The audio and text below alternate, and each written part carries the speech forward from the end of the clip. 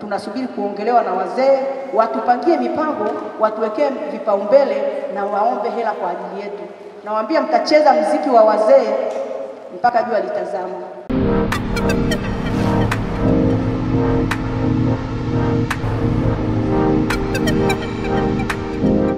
Kwa hiyo vijana hawana dharura yoyote ya kuwafanya wasishiriki kwenye mchakato wa bajeti. Na kwa kawaida siku zote tunaambiwa bajeti ni ndogo. Bajeti ya serikali ni ndogo, si ndio? Ndio maana labda wengi hawajapata mikopo.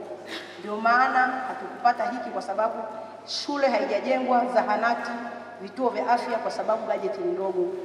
Na ni katika hali ya kawaida ya binadamu, yule anayeongea zaidi ndiye anayepata keki kubwa, si ndio? Ukiongea unapata keki kubwa kwenye bajeti ya taifa.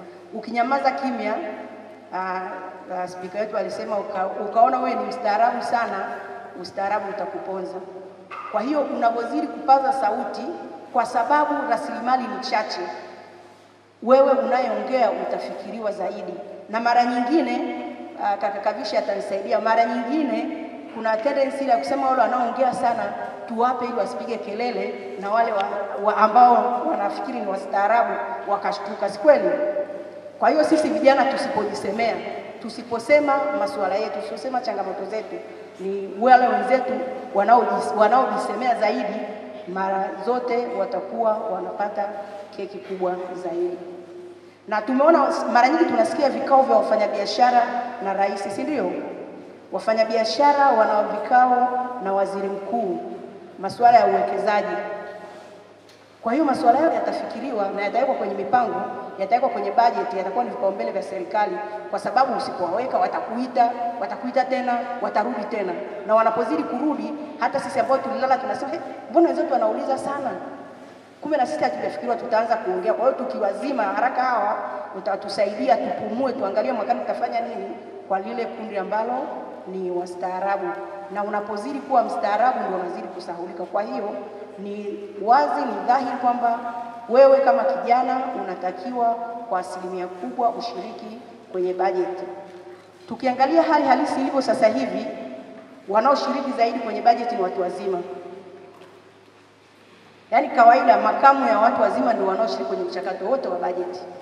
Vijana kama wapo ni wachache sana, lakini hata tunaposema watu wazima sio wote, kaka Kavisha atanisaidia, ni wanaume.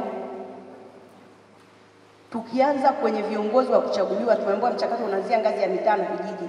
Wenye viti wote asilimia zaidi ya 90 ni wanaume. Kwa hiyo utakuta wengi wanaotusaidia kupanga mipango watufikirie na sisi. Wote wanaotusaidia kuweka vipaumbele. Mipango imepangwa, labda wewe kijana ulifikiriwa wazo lako, lakini tunapoambiwa rasilimali ni chache tunaweka vipaumbele.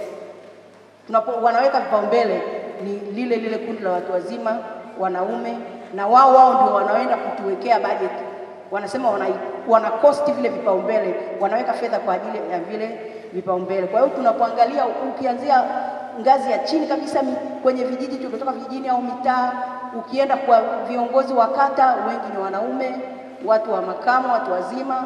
Ukienda ngazi ya halmashauri, wafanyakazi wa mipango na bajeti pale kidogo, kwa sababu wanasema ni technocrats, wameajiriwa, unaweza kukuta kuna baadhi ya wanawake na vijana kidogo. Lakini bado tukienda kuangalia kwenye wale hasa wenye maamuzi, wanaotunga sera, ambao ndio wana rungu la mwisho, wakurugenzi wa mipango na bajeti kaka Kavisha, mnakuwa na vikao vya wanasema DPPs, Directors of Policy and Planning. Asilimia kubwa ni wanaume, watu wazima. Kwa hiyo wale ndio wana rungu la mwisho. Kwa hiyo jinsi ambavyo tunaweza kuongea tukatetea masuala yetu ndio rahisi ya yale masuala yetu kuweza kuingizwa kwenye bajeti. Kwa nini tunasema vijana ni muhimu washiriki kwenye bajeti? Kwanza kabisa, kama tunavyojua kwa Tanzania, asilimia kubwa ya wananchi ni vijana. Yaani kwa population ya Tanzania ilivyo, asilimia 64 ni vijana. Tanzania tunajua vijana wana range pana sana, wanaanzia kuanzia miaka 18 mpaka 35. Hao ndio wengi ndani ya nchi. Lakini pia ndio wenye nguvu ya kufanya kazi. Na tunapoangalia kwenye masuala ya ubunifu, wabunifu wengi wako kwenye kundi hilo hilo la vijana ambao tunasema sauti zao hazisikiki. Wengi wabunifu wako hapo na ndio wenye uthubutu. Yaani vijana wa sasa hivi zaidi mna uthubutu kweli, lakini mnashindwa, hamna nguvu ya kuthubutu kwa sababu hamjasema, mkawekewa vipaumbele, mkatengewa bajeti ya kufanyia yale masuala kazi. Kwa hiyo tunaomba vijana ili muweze zile bunifu zenu mnazozitoa. Ukisikiza kwenye vyombo vya habari wa mtu ametengeneza sijui amebuni mashine ambayo ikiwekwa mahali kwenye mama ntilie jinsi wote wanakimbia, anaweka kwenye level ya chini kabisa, tunakuwa na huo ubunifu unaenda, lakini mwisho wa siku hawezi kuendeleza kwa sababu hana bajeti ya kufanyia kazi. Kwa hiyo tunaomba sana vijana washiriki. Lakini pia ni muhimu kwa sababu tunahitaji ajenda zenu nyinyi vijana ziingizwe kwenye bajeti, na tunaamini kwamba anayejua changamoto ya kijana ni kijana mwenyewe kuliko mtu mwingine yeyote awaye yule. Na pia kijana huyo huyo anajua ni kitu gani kikifanyika kinaweza kusaidia kutatua ile changamoto. Kwa hiyo hebu tushiriki, tuonyeshe changamoto zetu, tuonyeshe masuala yetu, lakini pia tushauri njia rahisi ambazo hazitumii gharama kubwa, ni cost effective za kuweza kutatua changamoto zetu. Sisi pale TGNP tumezoea kusema kwamba anayevaa kiatu ndiye anayejua kiatu kinambana vipi na kinabana wapi. Tunaweza tukasikia kila siku vijana wanasema kuna changamoto ya bajeti, tukawa tunaongeza ukubwa wa kile kiatu. Kumbe amesema kiatu kinambana, unakiongeza kiatu kwenda mbele. Kumbe inayobana vidole vyake ni vipana, viko hivi. Kwa hiyo hichi kidole kimebana pale kinataka kukunjika, wewe kiatu unakiongeza kwenda mbele. Utakuwa umemsaidia. Kwa hiyo ambaye unajua hasa changamoto ni nini, kuwa mstari wa mbele kuielezea changamoto na kuweza kusema kwamba unataka usaidiwe na utoe njia bunifu. Tuambie kinakakavishe. Kama bajeti yako ni bilioni 6 kwa ajili ya vijana, tungefanya 1, 2, 3, tunaona tungepiga hatua. Kwa hiyo kama tukikaa kimya, tukiruhusu kada nyingine isaidie kuweka vipaumbele vyetu, watatoa vipaumbele vya miaka 10 iliyopita ambayo kwa uhalisia sio vipaumbele vya sasa hivi. Kwa hiyo vijana tusisubiri kusemewa, si ndio? Si tutasema wenyewe ya vijana tujisemee. Lakini pia tunaona ushiriki wa vijana, kama tukiweza kushiriki vizuri kwenye mchakato wa bajeti, tutaongeza uhalisia wa masuala yanayotuhusu sisi wenyewe, lakini pia bajeti yetu itakuwa shirikishi, bajeti itakuwa jumuishi, na mwisho wa siku bajeti itakuwa na vipaumbele vyetu na tutatengewa bajeti. Pia tunasema kwamba tunaona vijana ni muhimu sana washiriki kwa sababu kundi la vijana pia limesambaa sana. Vijana tuko katika, pamoja na wingi wetu 64%, bado tuwapana katika upatikanaji wetu. Kuna vijana ambao wako mashuleni, wako sekondari. Kuna vijana ambao wako vioni. Kuna vijana ambao wako mitaani wanazunguka na bahasha wakitafuta ajira. Kuna vijana ambao wamejaribu kujiajiri lakini mambo hayajakaa vizuri. Kuna vijana ambao wamegraduate wana degree ya kwanza, kuna masters, kuna PhD, kuna hata maprofesa wako mtaani hawajajua hasa wanataka wafanye nini. Kwa hiyo kwa upana huo tunatamani, na sio kutamani, ni haki na ni wajibu wako kuweza kujisimamia na kusema kwamba unahitaji upatiwe bajeti kwa ajili ya 1, 2, 3. Vipaumbele wetu hivi, tuna masuala mengi lakini mkatoa vipaumbele vitatu. Na hapo nilikuwa nimefikiri kidogo niongelee kwamba hata tunaposema hilo kundi la vijana ni kubwa na changamoto zao ni nyingi, bado changamoto za vijana sio sawa. Tunasema sio uniform. Tunasema changamoto ya ajira ni kubwa, lakini tunapoenda kwenye ajira bado kwa kijana wa kike na wa kiume changamoto zina tofauti kubwa sana. Tukienda kuomba kazi, msichana akiingia kwenye ofisi ya mtu ana bahasha au nini, kuna baadhi ya mabosi anaanza kuangalia ana mguu mzuri, si ndio? Jicho hilo. Kwa hiyo bado kuna rushwa ya ngono kwenye ajira kwa watoto wa kike. Wakati mwingine rushwa ya ngono itakuwa haipo kwenye ofisi, utaenda vizuri kwenye mchakato wa interview, mtashinda, mko wawili, mna vigezo vyote vinalingana sawa, kijana wa kike na wa kiume. Watu wanaenda kwenye mjadala, hili ni jopo la majaji wanaamua nani wamchukue kwenye kazi. Bado kuna mentality ya unyanyapaa. Nasema huyu mtoto wa kike ukimchukua baada ya mwaka mmoja anapata ujauzito, ataanza kuomba kwenda kliniki, mara sijui amejifungua atapata maternity, kuna muda wa kunyonyesha. Kwa hiyo kuna changamoto nyingi ambazo nyie vijana mkizisemea wenyewe zinaweza zikawapa hatua na mkaweza kuzifanyia kazi. Hata tukiacha na masuala hayo ya rushwa ya ngono na nini, bado miundombinu inawaathiri vijana wa rika tofauti, wa mahitaji tofauti, kwa namna tofauti, mashuleni, vioni, hata kwenye nafasi za ajira. Mabinti wametoka ofisini, wako maofisini wanafanya kazi, lakini labda ametoka chuo amepata internship au ana volunteer mahali. Hata akiugua wakati mwingine analala, unamwambia kwa nini usiende hospitali? Kadi yangu ya matibabu, kwa sababu alikuwa anatumia ya chuo ime expire, alafu hasemi sina hela, kwambia sijatembea na pesa. Kama vile ukimwambia utaenda kesho, ataenda kuchukua hizo hela alikoziweka.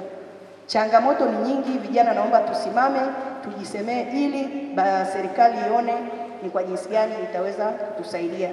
Lakini nikasema kaka hapa wakati anawasilisha alisema kuna watu wanaofuatilia, kuna wadhibiti, kuna wakaguzi. Nikajaribu kuuliza, hivi ni nani anachambua bajeti ya serikali na kwa nini anaichambua? Tunachambua bajeti ya serikali ili kuweza kuona kama yale tuliyoyapendekeza, mipango yetu, vipaumbele vyetu viliwekwa bajeti, na kama bajeti iliyowekwa imefika. Lakini tukijiuliza kwa undani, kama hukupanga, huna mpango, huna kipaumbele, hujui kama kuna chochote umewekewa kwenye bajeti, huwezi kuichambua bajeti, kwa sababu huna kitu cha kudai, kwa sababu hukuomba, hujiamini hata kuchambua, kwa sababu hukuweza kuweka mipango yote wala huna vipaumbele. Kwa hiyo tujiwekee vipaumbele ili mwisho wa siku uweze kutembea kifua mbele ukisema kwamba hapa mimi naenda kufuatilia yale niliyosema kama yamewekwa, na kama ameweka, kama amewekwa bajeti. Kama amewekwa bajeti, je, hiyo bajeti imetolewa? Kaka hapa atanisaidia kwamba bajeti wakati mwingine zinapangwa lakini hazitolewi kwa wakati. Uweze kuuliza bajeti yangu imetolewa, na kama imetolewa imefanya kile kinachotakiwa? Ndio kazi ya mkaguzi. Kwa hiyo kama hukushiriki, kama hukuwa na vipaumbele, bado ni ngumu sana kwako wewe kuweza kufuatilia. Kwa ajili ya muda naomba niende kwa haraka kidogo, na nilikuwa nimefikiri nitaelezea kidogo kwenye mzunguko wa bajeti ambao sisi tumekuwa tukifanya kwa huko mitaani. Mfano watu wanaokaa Kishapu na Mbeya, tumeweza kuhamasisha vijana. Sasa hivi wanashiriki vijana na wakina mama kwenye bajeti na wanafanya vipaumbele. Kaka Kavishe katuambia bajeti inaanza mwezi wa 9 katikati, lakini kwetu sisi watu wa mashirika kina wajibu TGNP sijui na wengine, bajeti zetu mzunguko unaanza mwezi wa 8. Ile tu tunafunga bajeti ya taifa inaanza mwezi wa 7, mwezi wa 8 tunaanza kujengea uwezo viongozi wa serikali za mitaa, wananchi, madiwani na nani, ili waweze kuanza kuchambua changamoto na fursa zilizopo ndani ya jamii zao. Na hivyo tunafuata, tunajua lini bajeti inaenda ngazi ya mtaa, lini ngazi ya kata, lini ni halmashauri, na ni nani hasa ukimfuata unaweza ukamwambia swala lako likaingia kwenye bajeti. Tumefikia kwenye hatua hata kwenye mkoa wilaya ya Kishapu na Mbeya, wananchi wa kawaida tu vijana wanaalikwa kwenye vikao vya ODC kwenda kuangalia kama vipaumbele vyao walivyovikabidhi halmashauri na kwa madiwani wao vimeingizwa. Wanaingia kama waalikwa na inaruhusiwa, uruhusiwi kuchangia, lakini diwani wako akiwa amekaa pale kwenye ODC akaona bajeti inapitishwa, yale yote mliopelekea hajaweka mara ya kwanza, mara ya pili atalazimisha yawekwe, ili wananchi wasimuone kwamba ni bogus, kwa sababu anategemea mtampigia kura. Kwa hiyo kuna umuhimu sana wa kushiriki kwenye mchakato wa bajeti. Na malizia kwa haraka kidogo, nilijaribu kuainisha changamoto ambazo nafikiri kwenye mjadala tutachangishana na nyie tuone kama ni hizi au tutaongeza zingine. Nimefuatilia mwenzangu alishaelezea kwamba upatikanaji wa taarifa kwa vijana ni mgumu, na hii pia inaweza ikawa inasababishwa na kushindwa kumudu gharama za kimtandao. Bajeti ziko kwenye tovuti, lakini mwingine hana smartphone. Kijana aliyeko mtaani, mwingine hata mavioni au mashuleni hawana smartphone. Akiwa na smartphone hana bando, kwa sababu anatakiwa download notes za somo fulani na nini, bando lake liko serviced, anashindwa kuweza kuaccess. Lakini pia uelewa mdogo wa umuhimu na haja ya vijana kushiriki katika mchakato wa bajeti, ambapo naamini sisi hapa leo tumeanza kufungua uelewa wetu. Lakini pia upatikanaji au ufikiwaji wa taarifa za kibajeti kaka, ni bado sio rahisi sana. Hata sisi ambao tuna access, ukienda mara nyingi unafanikiwa kupata hotuba za bajeti zile za waziri speech, lakini vitabu vya bajeti, randama, budget books bado ni tatizo. Unaenda unakuta folder kabisa lipo kwenye tovuti ya wizara, ukifungua ndani liko empty. Hii ni experience na uzoefu ambao tumefanyana.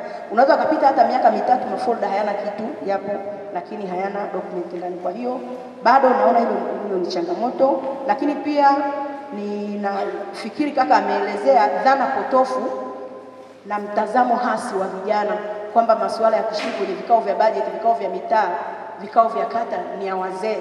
Na tena baba akiaga anaenda kwenye kikao, unamwambia wakipita gari unatangaza mkutano wa hadhara, unasema dingi tulipie king'amuzi kabisa kesho. Wakati unaenda kwenye kikao, sisi tuwe tunaangalia, tujue tunajipotezea fursa, tunasubiri kuongelewa na wazee, watupangie mipango, watuwekee vipaumbele na waombe hela kwa ajili yetu.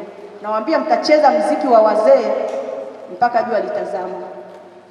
You will dance their song, you will dance their dance, kwa sababu hamko tayari kwenda kwenye vikao kuibua changamoto zenu. Kwa hiyo kama wao wanawasemea, si watasema zile wanazozijua ambazo ni changamoto walizipata wao wakiwa vijana miaka 30 iliyopita. Kwa hiyo kama hatuhitaji kucheza mziki wa miaka 10 iliyopita, ni lazima tujiandae kushiriki kwenye mchakato ya budget, na tunaposhiriki, hasa wenzangu na mimi kina dada, tuwe tayari kuongea